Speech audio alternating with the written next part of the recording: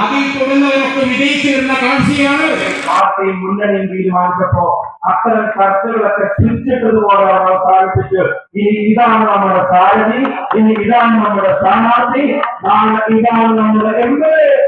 ഈ ജനത തീരുമാനിക്കുന്ന തരത്തിലേക്ക് എത്തുന്നത് അത് ഉന്നതമായ രാഷ്ട്രീയ ബോധം വെച്ചുപുലർത്തുന്ന നേതൃത്വത്തിന്റെ പ്രത്യേകതയാണ് എന്ന് പറയാതിരിക്കാൻ കഴിയില്ല.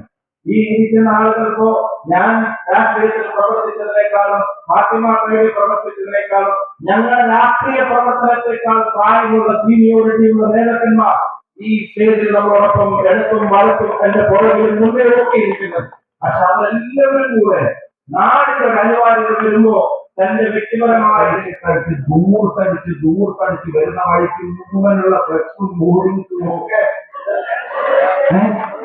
ഇത് വാക്കാണോ ഉറപ്പാണോ? ഒന്ന് കൈയടിച്ച് പാസ്സാക്കിയത് എല്ലാവരും നിങ്ങളെ വാക്ക് വിശ്വസിച്ചുകൊണ്ട് മെയ് 4 ഇടാൻ പറ്റും എന്ന് ഞാൻ വിചാരിക്കുന്ന സ്ഥാനപ്പെട്ടോട്ടെ.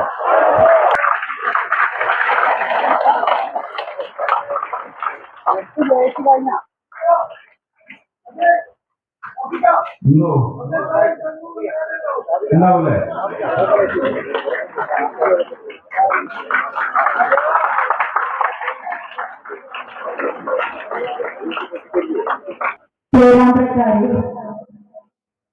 പ്രിയപ്പെട്ട നേതാക്കന്മാരെ, സുഹൃത്തുക്കളെ,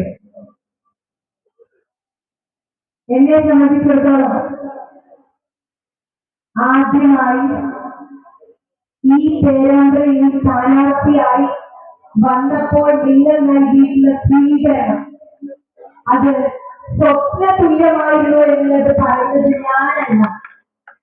കേരളത്തിലുടനീളം നമ്മളോടൊപ്പം നടക്കുന്ന UDF പ്രവർത്തകർ, നേതാക്കന്മാർ വിളിച്ചു പറയുകയാണ്, പേരാമ്പ്രക്കാർ അത് ആവേശകരമായി ഏറ്റെടുത്തിരിക്കുന്നു എന്നുള്ളത് എന്റെ വലിയ ഭാഗ്യമാണ്. ഞാൻ വലിയ UDF പ്രവർത്തകരാണ്. ഷാഫിക്ക് അവിടെ ഇരിക്കുന്നുണ്ട്. എന്റെ മാത്രമല്ല, ഷാഫിക്കാരുടെയും ഭാഗ്യമാണ് ഈ മണ്ണ് എന്നുള്ളത് നമുക്ക് രണ്ട് അഭിപ്രായമില്ലല്ലോ. അതുകൊണ്ട് തന്നെ ഈ നാടിനെ വളരെ സ്നേഹത്തോടെ പ്രതീക്ഷയോടെയാണ് UDF നേതാക്കന്മാർ നോക്കി കാണുന്നത് എന്ന് നിരന്തരം ഫോൺ കോളുകളിലൂടെ അവർ ബോധ്യപ്പെടുത്തുന്നത്.